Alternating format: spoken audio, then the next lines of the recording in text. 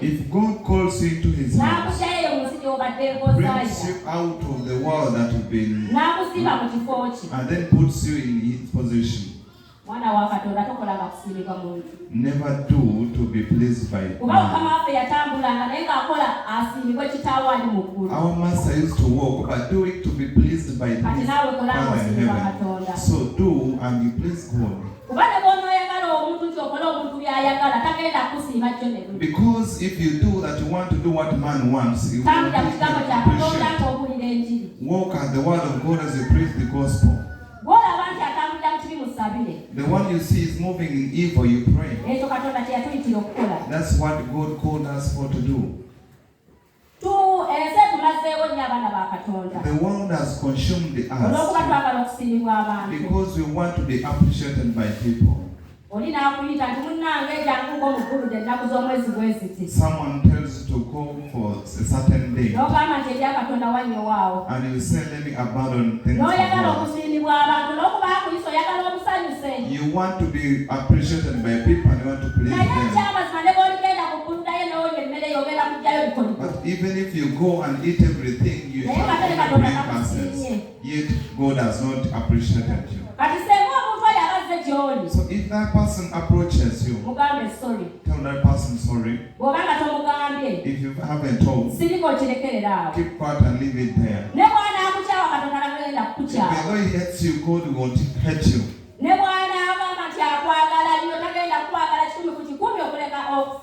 Even though he says he loves you so much, he won't love you 100% like God. Let's take away that sin that is inherited, so that we don't even draw near it. Because you have your family that they love you so much. They tell you, you come and we go in the parents' ceremonies. Even you go because you want to be allowed by the family. And you say the rich people hate me, they're not giving you money. Now you want to please them, you go in the parents' ceremonies. Even if you go and you haven't eaten that food, but you converse with them, you have taken away that yoke. You are pleased, but just know you are not. By the time you come back, they just backbite you. So let's fight as children of God to walk with our God, to see that we are appreciated by God. Being appreciated by man doesn't do anything. Let's leave that evil. We walk and we see that we are appreciated by God. Genesis chapter 6. Genesis chapter 6 verses 5 to 6. Mukama n'alaba obubi bw'omuntu nga bungi mu nsi, na buli kufumitiriza kw'ebirowoozo eby'omu mutima gwe nga kubikwerere bulijjo. Mukama ne yejjusa kubanga yakola omuntu mu nsi, n'anakuwala mu mutima gwe. Hallelujah. Okuva ku lubereberye Katonda yatutonda. From the beginning God created us. N'atuteeka mu lusuku Eden. He placed us in the Garden of Eden. Naye ng'ayagala tutereeze ekkanisa. But he wanted us to put the church right. He wanted us to put the church right. You and I, we are the church. But God beholds whatever thing we do. And then he regrets as to why he created us. Upon again this place you speak badly. You have jealousy in your heart. You have that envy. You don't even wish people.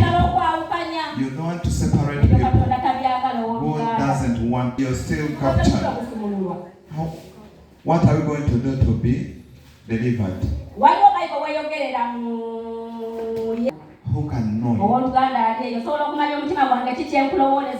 Can you come to know what my heart wishes? Do I come to know what you think about me? But let's believe God and we do according to what He wants. Let's take away those bad hearts. Let's take away that disunity or separating. Let's stop separating people. And if you shall not see someone sinning and you say, my friend, I love you.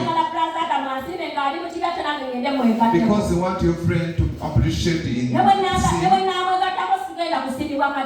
Even if I join that person, I shall not be appreciated by God. How do we come to know that God appreciates things that we do? How do we know that God appreciates what we do? Once God appreciates you, you start seeing open doors that were shut. Once God appreciates you,